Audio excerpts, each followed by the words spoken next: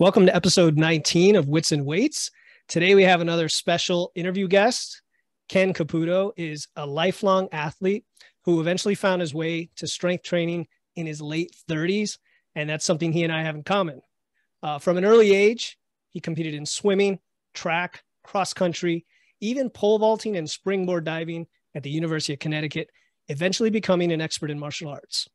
I invited Ken on today because of his passion for lifting and nutrition and how they can keep someone healthy physically, mentally, and emotionally, as well as recover from injury. Ken Caputo, thanks for joining me on the show. Glad to be here.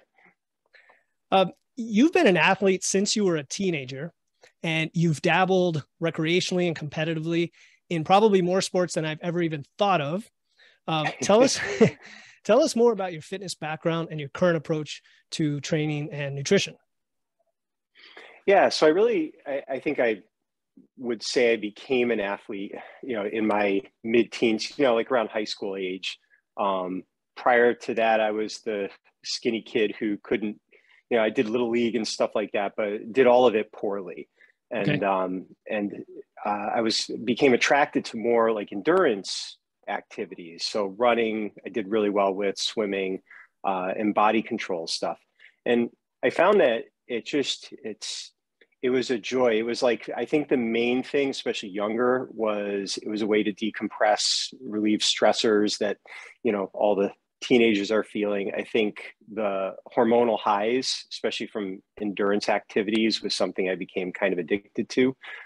So that really was the start was, and I think the other thing that attracted me to these kind of individual physical activities in sports was it was really just you against the clock, and it was just kind of, this time, time where you're testing yourself, and, that kind of fit my personality and style early on, I think.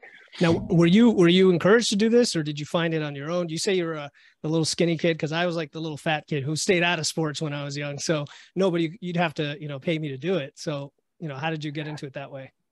So it's kind of funny because my dad he was like a big time football, baseball, Okay. He was into more of the traditional kind of team sports, and he always really encouraged us to do those things. So I tried them all, and I was just terrible. Just wasn't good at any of them. And you liked had something physical, just not those sports. Yeah. And I really just, I remember just as a 12, 13-year-old, pretty much just reading a lot of books and hiding in the basement, and just kind of, just nothing was working out that way. And it was a good friend of mine in high school who had joined up on the swim team to become a springboard diver. And he was like, "You want to try?" I said, I knew nothing about diving, and neither did the coach, honestly. I mean, this was like a high school team. There was a board there.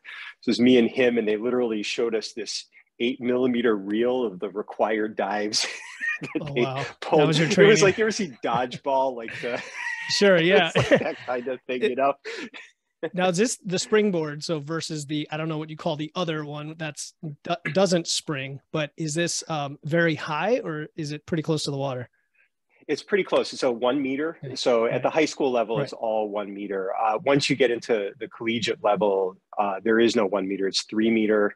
And then, especially as you get into the higher levels, you've got platform, usually a 5 meter and 10 meter platform. Got it. So, so starting out, it was 1 meter, and, and I loved it. And as I got into it, I also started swimming, because you could do both. So you could compete. So I started competing in 100 free and breast and stuff like that. And so this was my freshman year of high school. And what happened was that spring, they were looking for pole vaulters. And the track coach said, "Hey, you divers, you're these skinny, light guys who have good body control. Why don't you try out for the track team and see if you can pole vault?" Okay. All right. I was going to say, sounds like a totally random sport, but you've got some prerequisites there. Yeah, exactly. And I'd actually tried out for track when I was in junior high and got cut, because I didn't know what I was doing. I couldn't run. I was just not athletic. So I tried pole vaulting, and again, as part of that, decided to try running again, and got hooked on the 3,200, which is basically 2 miles on the track. And that that fall, I did cross country, continued to swim, dive, and became a 3-sport athlete right through all of high school. And then that carried over University of Connecticut. I was actually recruited to be U4 track, but didn't get enough money to actually go there.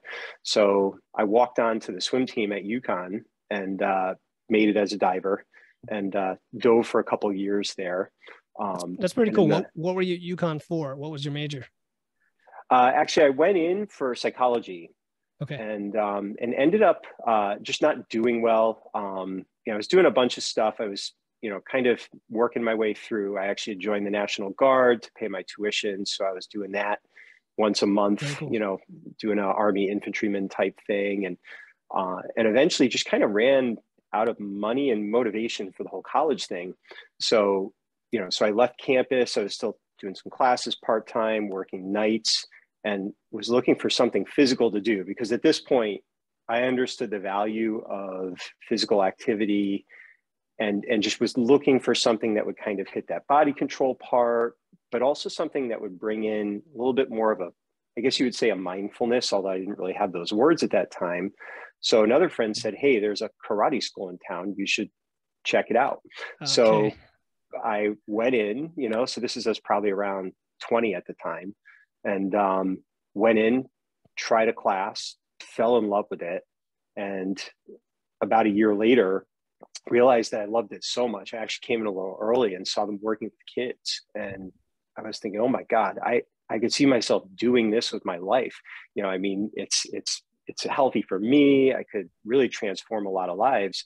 So I started teaching, volunteering my time, and eventually took over a school that was failing and ran that. It's still going strong 30 plus years later. So wow, that's amazing how opportunities come out of nowhere, right? You're seeking that kind of individualistic pursuit, right, of something that would channel your energy.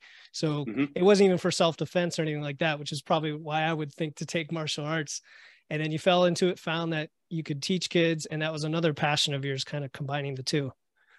Yeah. And I had actually, because of the swimming, I had been a lifeguard through high school. That was kind of my job. And I taught swim lessons and loved teaching the kids. So that kind of came back, bubbling out to the surface when I saw this opportunity with the martial arts, and it all just kind of came together. And, so I started doing it professionally and really dug into that and competed in tournaments, and, I was teaching 6 days a week, and, really just became a lifestyle. That's pretty cool. My only foray into karate, well, there's two. First is I tried it as a kid, and I was too scared to actually go up in front of everybody for the first demonstration. And I told my parents, I don't want to do this. And then the second is my love for Cobra Kai, which I know is completely realistic, the show on Netflix, right? And that's about so much fun to watch. It's hilarious. It's very entertaining, tongue in cheek and all that, especially if you grew up around that time. But so I understand you've taught. So this is Shaolin Kempo is the style that from your eval. Hopefully I pronounced that right. And you're a 7th degree black belt. And again, I don't know anything about martial arts in general. So why that style? What excites you about it? It was really the first one that I stepped into. And, and what I tell people all the time, there are so many different styles, and it really just comes down to, does the way the system is set up complement the way that you kind of move? And does it feel good to you? And more importantly, do you like the environment? Do you like the teachers? Do you like the students that are with you? It's really a community. So as long as those things, the actual name of the style or the specific of the style never really seemed as relevant. They all have advantages and disadvantages. Like you said, I was more interested in being a balanced human. So I wasn't really into it for like a combat type of, hardcore. I wasn't interested in, and it wasn't. And, and if I was, I probably would have picked a different style. Although there's, the style I'm in is very, there's obviously self-defense application, there always is. But what it's really about is living a long, healthy life, and that was what really appealed to me, not only for myself, but teaching that, to communities. And, here I am I've literally trained multiple generations, so watch kids become parents, and have kids and, live healthy, abundant lives with, this martial arts system being kind of part of that, part of that experience. For Sure. them. Yeah. And I think you hit on the community aspect. I think that's attracted a lot of people to all sorts of pursuits, right? CrossFit is a big one I can think of that took off 15 years ago. You also mentioned longevity and health, and I want to get into some of that with this discussion because, sometimes goals are contradictory, right? There's the performance goals, there's strength goals, longevity and health. They don't always, align perfectly. If you're trying to, build Correct. a physique and you need to cut body fat and, be hungry and suffer through all that, and you're messing with your hormones and so on, that doesn't necessarily translate to living to 110, if that's what you meant by long, but you get the point. So, I mean, what's your take on balance, I guess?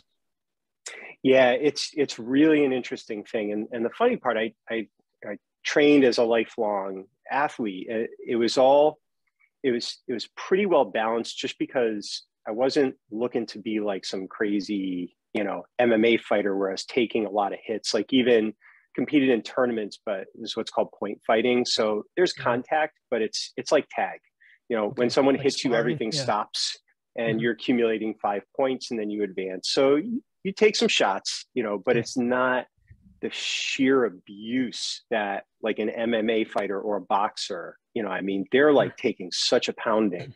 So I didn't have that element. What was interesting is, by the time I was in my mid 30s, I had reached a rank in the system that I was training where you really couldn't compete anymore.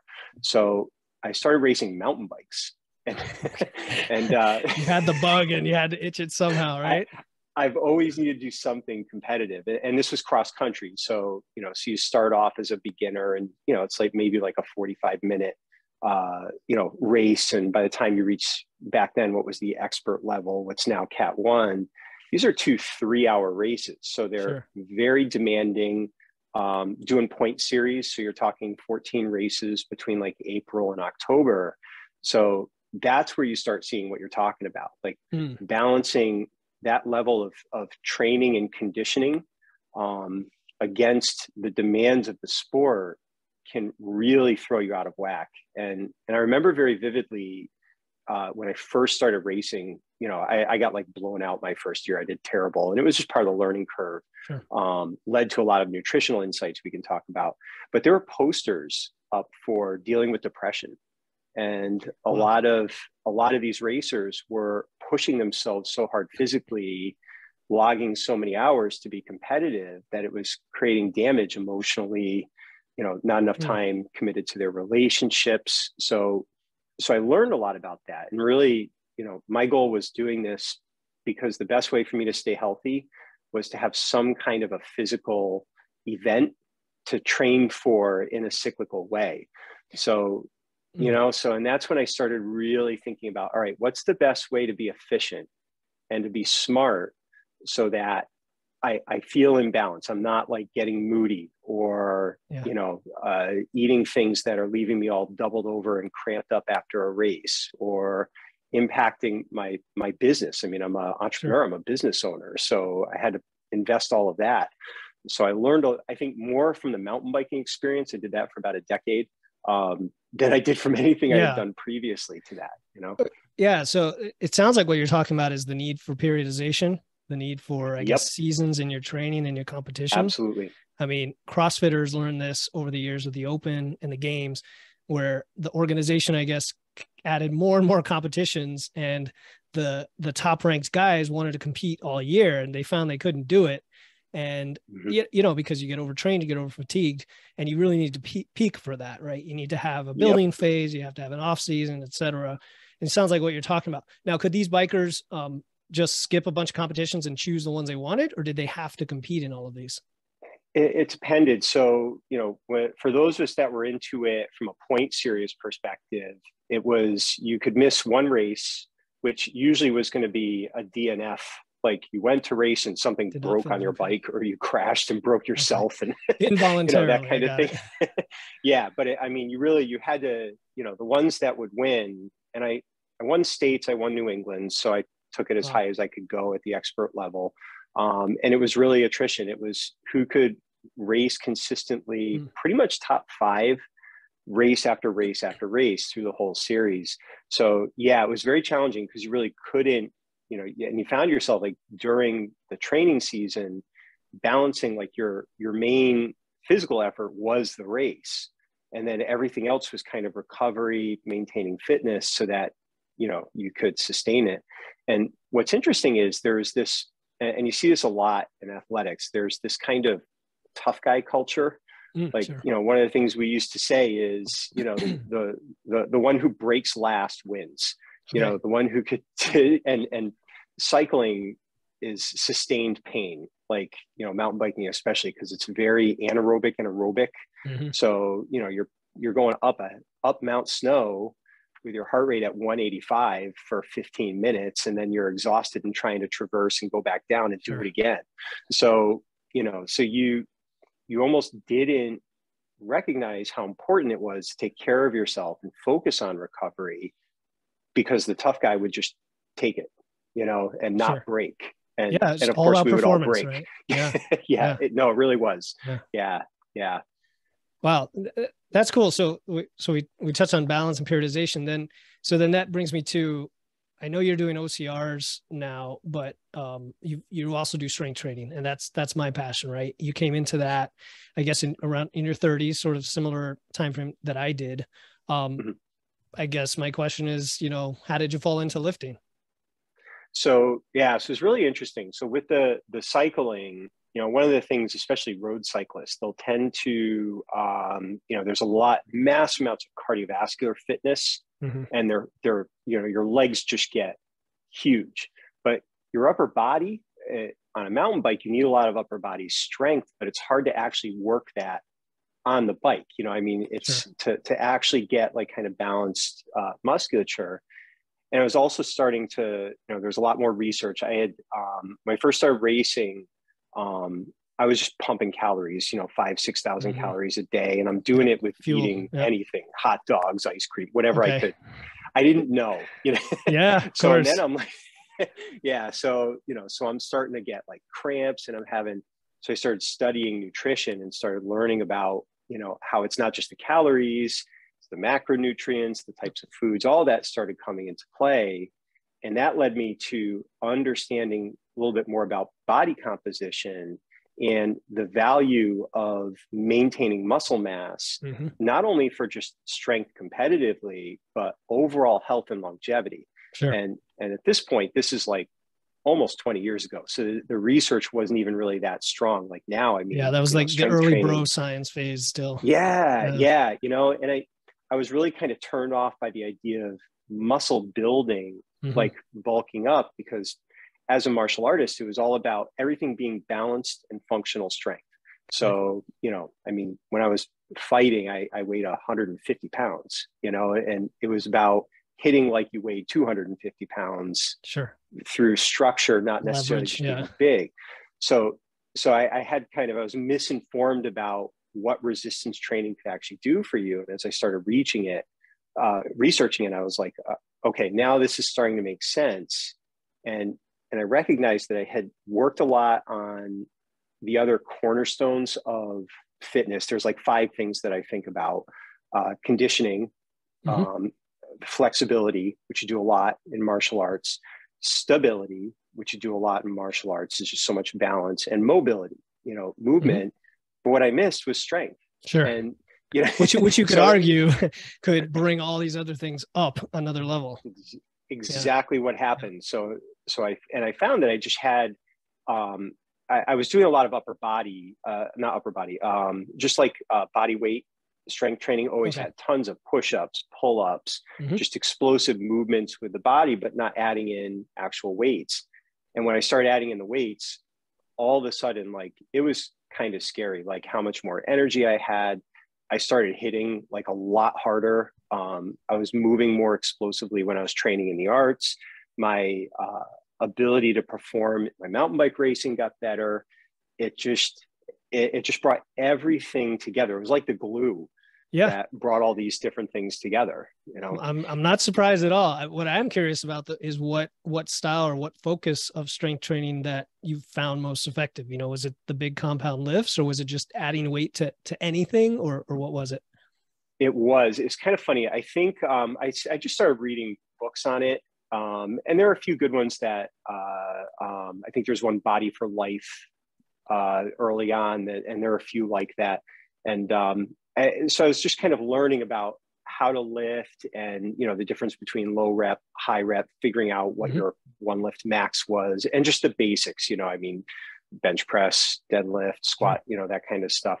But I actually found this guy. He's probably still around. His name was Shin Otaki. Okay. And he was big on understanding how to do compound movements. And he was like doing a lot more of like the Olympic lifts, like cleans and, that kind of stuff. But all with dumbbells. So I really got kind of fascinated by that. And it made a lot of sense as far as working through kinetic chains of movement, like you do in martial arts. Get the more bilateral. Yeah. Yeah. Yeah. So, and there was and also the core stabilization. So I felt like it was causing me to use my body the way I trained it to work for 2 decades, and all these other things I did. So I kind of started digging into his stuff for a while. And then a few years after that, I think it was when, Jeff Cavalier showed up on the scene with YouTube. And he just really made, Athlete X, and that's what I use to this day. I just use various of his programs because I like the way he kind of, he varies it up. He sets you up on, a training regimen that's not too time intensive, but doesn't leave any gaps. It's smart and intelligent. And now I just kind of cycle through a bunch of his different programs, and that's what I found has been most effective for me. All right. Pretty cool. I mean, that's really cool. I like, you came through with the compound lifts and also the dumbbells. I mean, I've heard it said that if you had no problem lifting any weight dumbbell, it would be the most effective, implement. But when you get heavy enough, you just can't wield them, they're just too unwieldy. Right. And that's why you tend to use both. If you have the training volume and you have the time, but, consistency, right? Wouldn't you say? Like, I know a lot of folks, they can pick a fairly mediocre program. I'm not saying Cavalier's program is that, but you could pick one, and as long as you're consistent, you're going to be in the top 90% of people in terms of your progress. Yeah.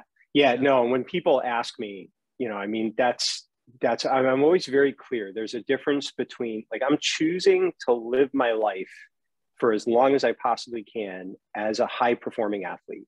And obviously what high performing is relative to, the event, the time I put in, age, all those other things as they just naturally occur. But for most people, tell them, look, I mean, just if you stress the muscles, 2-3 times a week, it's all good for you. So find something you can do safely and smart that you can commit to and enjoy. And, absolutely. And if it's just body weight and you just want to pull up bar and do push-ups and, that's going to be what it is. It's definitely better than nothing. And you may find that over time, as you get stronger, you get curious. Sure. And, and now I want to push myself do sign up for the gym and get a couple personals and, learn a few things about how to lift safely and smart and that kind of thing. But yeah, I just tell people, look, it's just, the act of strength training on a regular basis, like you said, consistently, is going to have a tremendous impact on your overall health and wellness over time, period. Yep. Totally agree. Preaching to the choir on that, Yeah. Yep. And it's funny. I don't know if, let's see, did it come out? Yeah. I did an episode on injury that just came out. And then you had mentioned that you suffered at a grade 3 AC tear, blew out 3 ligaments, but strength, you had gotten stronger up to that point, and you believe that helped you through or helped the recovery process versus if you hadn't. Yeah. Yeah. So that happened in 2015 on Thanksgiving morning. So we're talking, almost 7 years ago now. Turkey and everything. Yeah. This was, so basically that morning before going to do all the family stuff, I just went for a run. I was just doing a trail run with my golden retriever. So I had her on my leash, and, we ran this trail. It was very clear and everything, just kind of like a gravel roadbed. So, so I was doing some sprints, and she saw whatever squirrel type thing cut across my legs. So I went over the top, which was fine. One of the things I'm really good at is rolling out. I've gone over the type of bicycles and all that kind of stuff. But she pulled the leash tight exactly when I was upside down, and I came down on the top of my right shoulder. The ortho guy said it was perfect. Like, there's no fracture in my collarbone at all. Like, I hit exactly on the top of the joint, and basically your arm's held to your collarbone by 3 ligaments. Yep. And I sheared right through all 3 of those ligaments. So, so like your collarbone sticks up, like you can see it right through a t-shirt even. It's like, it was like almost an inch, raised up. And, wow. So are you saying that was preferable to having broken your collarbone? Well, the advantage to it, not preferable, in relative terms, the advantage was I didn't need like surgery or anything. So no pins in the collarbone, nothing like that. But basically you have 2 choices with a grade 3 tear, because it's not a sprain or a partial tear. There's literally nothing holding your arm attached to your collarbone other than muscle and skin at that point. So you can either let it heal up naturally, and it'll do what's called scarring up, and scar tissue will basically replace the ligaments, or they go in and they string a piece of wire around your collarbone and they just kind of cinch it up. So I decided to let it heal non-surgically. And the doc had told me, he said, look, you got 9 months. If at the end of 9 months it hasn't healed well, we can go in and we can do the surgery and do it that way. So basically you spend about 6 months holding your arm in your socket, and like you can't pick anything up, at all, because you'll tear all the scar tissue. So I lost probably close to, at that point, I was probably like 160, somewhere in there. Decent amount of muscle mass. I lost about 12 pounds of muscle mass. Wow. My whole right side atrophied, but I had done so much work to strengthen and build muscle that I healed completely and asymptomatically, and have absolutely no limitations now. And actually, the doctor even was a little surprised at how well it healed. Yeah. And he said, you have years of prehab, and especially the resistance training, doing these complex lifts and everything. I had strengthened the shoulder. All the support muscles were balanced and in good shape. So my body was naturally trying to bring everything back into alignment, which gave me a better opportunity for it to scar up and heal right. Cool. So it was sort of like a muscle memory in a way. Your body's trying to get back to its set point. Yeah. And it took me, it was 2 years from the injury before I had regained everything that I'd lost as far as strength and mobility and everything. But now, almost 7 years later, I'm doing everything I could do and more prior to the injury. Yeah. So, and I think what really struck me about just maintaining your just exercise, fitness, lifting, all of those things is you're putting money in the bank.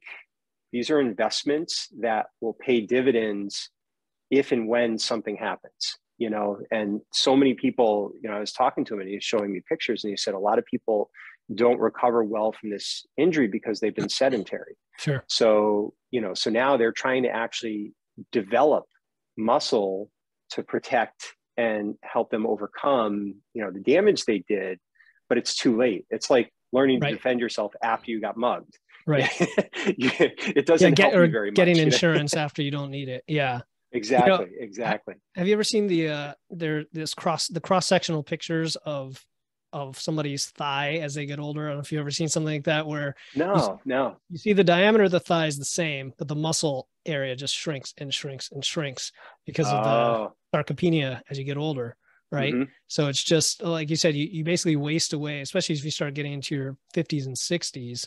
I mean, it's never too late to start strength training, but like you said, injury wise, the risk of not being able to recover goes up the older you are.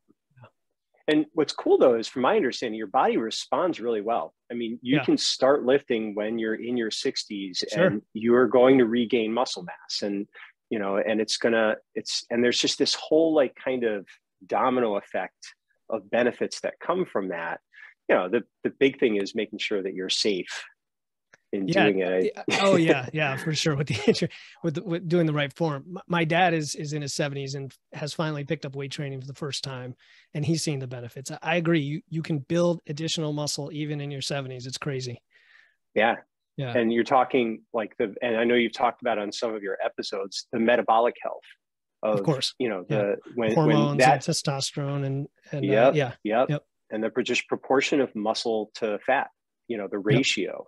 And I don't care what age you are, that is going to be good for you. Oh, so, absolutely. Just having that higher metabolism for sure. Yep. All right. So let's see. OCR. I want to get back to that because you seem like a guy who's high energy, always has to be busy doing something, and you're trying to balance everything, not get injured. You want to live a long life, but you want to perform, you want to go out and win. So that sounds like a good outlet for that. Is that how you got into it? Yeah. So it's kind of funny. And again, these things are so random. It was someone just asked me if I wanted to go do one of a Rugged Maniac, which was, and at that point, I wasn't really doing anything competitively. I had kind of retired from the cycling. I was doing it recreationally, but it just kind of ran its course, and I wasn't interested in continue to compete. I kind of took it to, as high an amateur level as I could, and it was just I lost my interest in it. So I was kind of in between interesting athletic things to challenge myself that I hadn't already done. Went skydiving when I turned 50. That was fun, but it was an adrenaline kick, but it's not really a sport. You would be a skydiver. Yeah. It was, I loved it. I did it a few times. It was such a blast, but anyway, so they invited me to go do one of these Rugged Maniac things, and it was a blast. And the culture was very celebratory. It reminded me a little bit about how mountain biking was when I had done that, just the type of people that would show up. And so I did it. Let me stop you there. Did you do the one in Southwick? Yes. Okay, because I did that twice. It'd be interesting to know if we competed the same years. Was that like within the last 10 years, or was that much more recently? Yes, I did it. Yeah. So I want to say the first year I did it was probably 2017, because it would have been I wouldn't have been able to do it the year before that because I wasn't healed enough yet. I was less than a year off of my injury. So I think it was 2017, and I was really just at a point where I was starting to get back physically to the condition I was used to operating at. That's a good way to test that would have made waters. sense. It's a smaller race compared to like Tough Mudder or something like that. Yeah. And of course, so I tried it. I had a blast. I think I went back, did it the next year. So that would have been 2018, and started looking into the fact that they would do an elite heat. So which the first heat in the morning, you could actually have a timed race. You could compete in it. So I was like, oh, that's kind of interesting. And of course I was going with a group of people and they weren't interested in that. So I ended up running the course in 2019 3 times. And I did it once competitively, did okay, like I didn't win or anything, but I did relatively well. And then I did it with a small group, and then I did it one more time with a big group, and just it was a lot of fun. So then, just for the listener, this is a 5K with like 20 or 30 obstacles. Yeah. So a good time is somewhere in the upper 20s maybe, or low 30s. Low 30s. Right? Winning times were, depending on the course for the 5K and how muddy it is that day, anywhere between 30 and 35 minutes. Got it. So the first year I did it competitively, I did it in about 38 minutes. Okay. So I did it well enough that it seemed like something that was interesting to pursue. And then of course, 2020, the pandemic. So it didn't happen at all.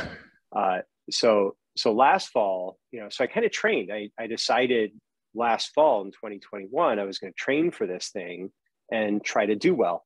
So, and they actually have, competitively, they have a 50 and up division, and then they have just an all age division. So I ended up winning the 50 and up and finishing 3rd overall. So I got 2 medals. Pretty cool. Congrats. And, and it was fun, and it was, what I really enjoyed was the preparation, because the process, I see. The endurance part of it. So you got to be running, and I hadn't run. I'd been focusing on cycling. So it's kind of cool getting back to running. It's very pure. I love trail running. But then, you need a lot of body strength and a lot of body coordination because of all the obstacles. So I did that, placed high enough that I got an email about Ocr World Championships, which happens every year. It's at Stratton this year. I was like, all right, why not? Why not? Yeah. So I decided I was going to train for that. And as part of that, I started researching the different OCR kind of circuits going around, and found Spartan racing, really liked, the way that looked.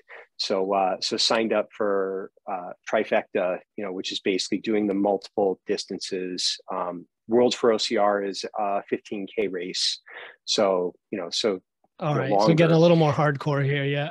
Yeah. More endurance. And the really fascinating thing about it is they give you a wristband. And if you don't clear an obstacle, they cut your wristband, you're done. So you can finish the race, but you're disqualified. So you've got to be able to clear all the obstacles. And you can try them more than once, like if you slip off or whatever. But you can try them more. Is that not the one where they make you do a bunch of burpees if you miss it, or is that like at the non-competitive level? Oh, that is Spartan. Yeah. Okay. Spartan does that. Like 30 burpees or something. Yeah, 25 burpees. 25. Yep. Okay. So if you miss an obstacle, you got to go to the penalty box. And they actually, for the competitive, you can do Spartan just recreationally, but if you're, the preparation and how it relates to this idea of being an integrated athlete, that's really been my kind of focus off of all of it. So, So let's talk about the terms here, right? You've used the terms functional strength, integrated movement, integrated athlete. The first time I came across functional movement was CrossFit again, back in the day, where I got introduced to barbells and power cleans and such. I guess, in your words, what does that mean? What does functional strength mean to you? So for me, and I mean, there's a lot of different ways that people think of it, but for me, it's being able to do the things that I love to do to live the life of my choosing. So, and for some people that could be hiking with their grandkids, or being able to go to a water park and actually go down the slides and climb up the stairs. It could be being able to do yard work in your 90s. It's just, to me, the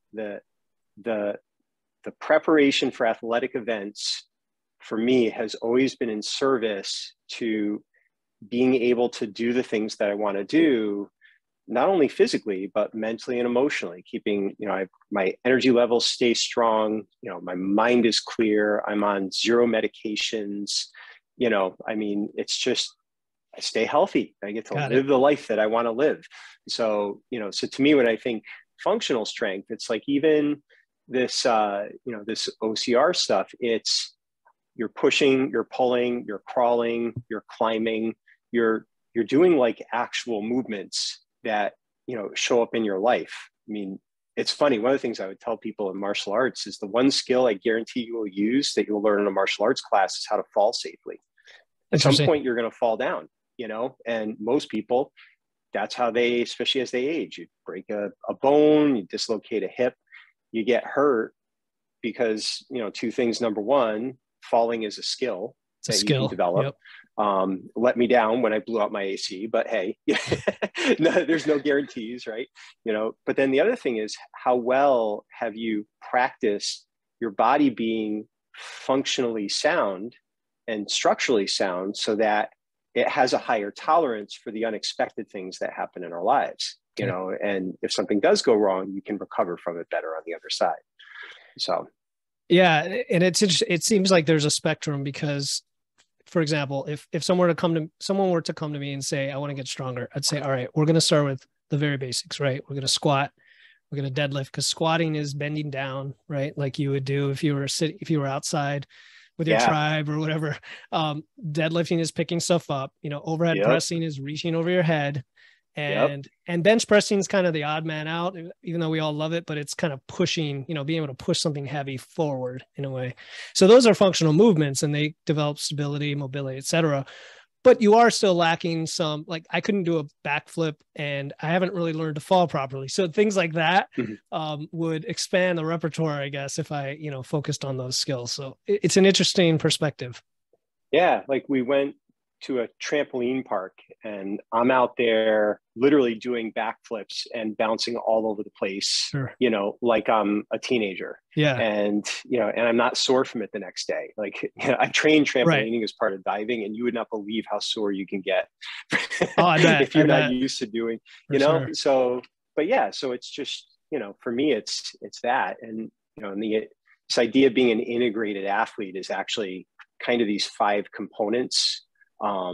We talk about move, think, connect, fuel, and power, with the idea being every day, make an investment in your ability to move somehow, every day, do something that's good for your mind, and learn something new, read something, listen to something, and get the blood going, get the blood into your brain, oxygenate your brain so the movement helps with that. Fuel is obviously the nutrition, the nourishment you bring in. Connect is the relationships that you form through all of this, So, I mean, going for a walk with a partner or a friend, sure, it's powerful on a lot of different levels, and then through the martial arts, I do a lot of Qigong, meditation, mindfulness stuff. So empower is just, being present in whatever it is you're doing. And when you do all those things a little bit every day, it kind of, for me anyway, it helps keep everything in balance. So you don't get caught up in lifting for the sake of lifting. You're lifting for a purpose that adds value to your life over the long term. And if your body changes or your environment changes or something changes professionally, you don't feel like you're losing something, because it will just adapt to the needs that you now have. And it will grow and evolve with you over time, instead of, I used to be able to run a mile in 5:15. I can't do that anymore. Sure. Does that mean I shouldn't be running? Right. Yeah. No, I like that. I like where you're going with that too. You have to have a goal, and you could have intermediate goals. You could have long-term goals, right? And then you break it down to the process. Don't give up either extreme. In other words, like you said, don't just do the process for its own sake, because then eventually you might not have purpose. And don't just focus on the end goal thinking that's all there is. So that's a good balance. What would you say to people who are listening, who either want to get started in what you do, maybe with the martial arts, or somebody who's not as active, because you threw out a bunch of things, right? And you've developed these over time, but what are the big priorities, the big rocks for people? I think, honestly, the very first thing is understanding the value of recovery. I think you almost have to start there. Sleep, understanding how much sleep you need. I'm like a geek when it comes to the technology. So like I use Whoop, which is that the mattress, or is that the device on your wrist? That's the device. Oh, that's the one on your arm or your wrist. Yeah. And it basically, the Ocr ring. Same thing. Or is the exact same, different company, but same thing, and it helps you understand how well, based on the effort you put in, how well you're sleeping and recovering based on that. Understanding hydration needs and understanding the nourishment of the food you bring in, and how it's really just, I think the confusion I see in a lot of people that I've worked with over the years is they get caught up in the output, and I need to do my 10,000 steps, or I need to get to the gym 3 days a week. And yes, there is all of that, but that's just stimulation. That you have to create the space in your life to receive the benefit. And sometimes the best thing to do is stop.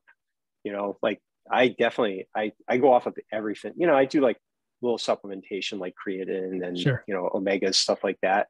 But I stop everything, stop lifting, and just walk for a week. And just stop. You could say it's deload, but you really just unplug and disconnect and let your body fully recover. And I'm actually thinking about that. I'm thinking about muscle repairing and how much better I'm going to feel on the other side of it, and that kind of thing. So, so that's the first thing. And then the second thing, that I always recommend to people is find movements that you enjoy. so, cause that's the first thing. If you're doing something that makes you, and you hate it every time you think about doing it, you're not going to do it. You're not going to stay with it. So you got to find things that now, yes, there's effort, and exercise isn't always fun. I remember an adult saying to me a few years ago, he's like, "You saying I'm gonna have to do this for the rest of my life?" And I'm like, "Yep." If you want to be healthy, you could stop. But so you've got to do your squats, right? No matter what, exactly. You got to do them. But maybe you don't want to do back squats. Maybe you want to do front squats. Maybe you want to do it with a dumbbell, whatever, leg press. Do something. Right. Yeah. Maybe it's resistance bands, or maybe it's putting your kid on your back and doing squats with them, doing piggybacks, or just grab a dumbbell, walk up and down stairs. The asymmetric farmers carries, those are great. So there's basically no excuse is what you're getting at. It's like, if you don't like something, you find something you do like. At the end of the day, it's going to be hard at some point, right? And that's part of the fun, really, is when you do hard things and you see the results. It can be fun itself. Well, and you're looking forward to the result. So while you're engaged in the activity, you're thinking about the value you're creating, and what that means to you. And I think I've been fortunate in that, like physically, what it does to me has been symptomatic. So how ripped my abs are isn't the reason I work out. Sure. It's just something that you notice as you're going through the training cycles and, my body composition. I weigh myself every day and use an impedance scale just so that I can kind of monitor how I'm doing. Yep. And, but I'm not obsessed with how I look. I'm just thinking about the value I'm creating. So I agree. Like if for nutrition coaching, I talk about using biofeedback and data and measurements is just that, just data. It's, in fact, when you do it regularly, if you weigh yourself every day, you almost stop thinking about it and you stop obsessing about it. But it's easier said than done, because people there's all sorts of emotional, mental issues people have, and there's disordered eating and things like that. But I love where you're going. That's hard too. Yeah. Oh, sorry. I was just thinking that could be so hard. Like, especially when I've worked with younger people, they're on Instagram and they're seeing all those visuals are kind of hitting them. And it's really hard to balance that, against doing what's best for you and not getting caught up in, these kind of unrealistic images or, whatever, sure. Or maybe they are realistic, but if it becomes an end in and of itself, it's all very impermanent. Anything you win, any medals you get, any picture you take, you're not going to look or be able to do that. It's a new world with social media. It's crazy. It's crazy. Yeah. This is all great stuff, man. I mean, recovery and, food and fuel and finding something that you like, for sure. Is there anything else you want to share with the listener before I wrap it up? Yeah, I think the last thing that's been helpful is understanding how to lower resistance environmentally.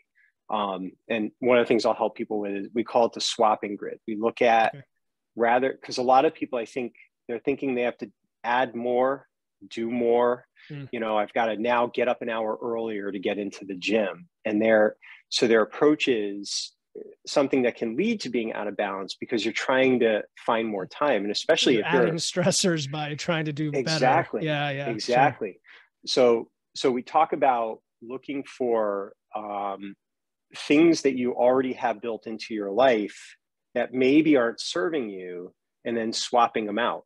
So, so a simple example could be like one I've had a lot of people have success with is they're trying to cut down on like soda nutritionally because it's just a lot of junk carbs and not good for them. So either they stop buying it or they put it in the back of the fridge and they put a pitcher of water in front of it. So you're just trading out the choice to drink the soda for drinking water. And sometimes you'll do that, sometimes you won't, but a lot of them will find that pretty quickly they've reduced their intake by 50%. And that has all kinds of residual effects they can experience. So, so maybe you're tired at the end of the day and you like to decompress with half hour of Netflix and, you just go for a walk instead, or maybe you find like a podcast that you like and you listen to it and walk.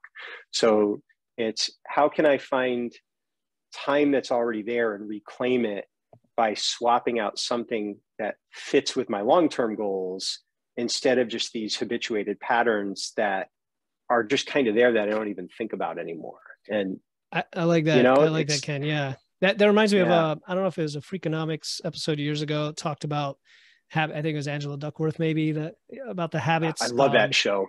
Yeah. And it was sort of rewarding yourself by doing the activity. And the example they gave was being on a treadmill while watching Netflix. Like I only allow myself to watch Netflix while I'm on a treadmill, and sort of you're leveraging that same time, but now you're doing something. Yep. I got a treadmill to work with now that I work from home mostly, for that same reason. I'm like, well, I got to get my steps in, and I will go for a walk, but I can't walk all day. So I can walk all day now while I'm working, Yep. Yeah. And you find ways. And I've done that for years. Like audiobooks have been my best friend because I can do them while I'm doing cardio, right. So whether I'm on a run or a bike ride. Yeah. So I'm nourishing my mind at the same time that I'm training my body, and and it's helped me reach my goals for how many books I want to read each year, and stimulate the brain. So and it's interesting having talked to a lot of people. They once you point it out to them, they come up with these amazing solutions for their own lives. They just hadn't thought about it. They just needed someone to say, hey, have you thought about this? And then they're like, no. And then they do, and it's really cool. I've had some people tell me some really wild things that they've done that, not only added to their own physical well-being, but improved relationships. All of a sudden they're doing things with their kids, when they never felt like they had enough time. And then they found this new solution that's better for everyone. Absolutely. So that's the other thing that's been really helpful. That's awesome, Ken. All right. Well, very cool stuff. Where can listeners learn more about you or your work? My goodness. So I'm doing a lot of projects right now, but nothing really, I think, that would be of much interest to anyone. That will probably change in a few months. Okay. If they wanted to contact me, email is probably the simplest thing to do. And that's just ken@questersway.com. Okay. Ken@questersway.com. I'll put it in the show notes. Sure. Yeah. And that's Quester's Way is it's actually a business we created, ran for 4 years, and now we're ready to relaunch it post-pandemic here. That it's basically an entire center built around this idea of move, think, connect, fuel, empower. Very exciting. Stephanie's told me all about it. Yeah. Yeah. So that's a really cool, project. So, but right now, I just kind of, I work with different people on different things. We're going to be working with actually the UConn football team this summer, helping them out a little bit. Oh, that's amazing. What are you doing with them? A combination of things, but a lot of it's going to be helping their defensive and offensive linemen with getting a little bit more of a competitive advantage, especially with the way they use their hands and just where their head's at before the snap of the ball. So cool. So it's going to be a lot of fun. We're looking forward to working with them. So we're going to see them in the top 10 before long, huh? Oh boy, that would be really cool. I'm sure they would love that. They've been struggling for a few years, but they've got a new head coach now, and they're making some pretty significant changes. Like even just they redid the whole locker room, and it's amazing. They gave us a cool tour. They can attract some better recruits. But hey, what you're doing with them, could have a big difference. You never know. So and that's exactly it. So so they reached out, and we had a little conversation with them, and there are some ways that we could kind of apply some of the principles that we've learned over time to help them out. So so that's what I kind of do, but it's nothing super formal. I'm kind of at a place of picking and choosing projects and who I work with and stuff like that. So awesome. Well, Ken, thanks for coming on the show. It was really cool talking with you. Learned a lot of really neat stuff here today. So thanks again. I've been learning a lot. I've been following your podcast, and it's just been super helpful. Really good information. Oh man, great to hear. Keep it up. If there's anything you want to hear on there, you think I should talk about, let me know, or anybody who wants to come on, let me know. So great talking to you, Ken. All right, Take care. Take it easy.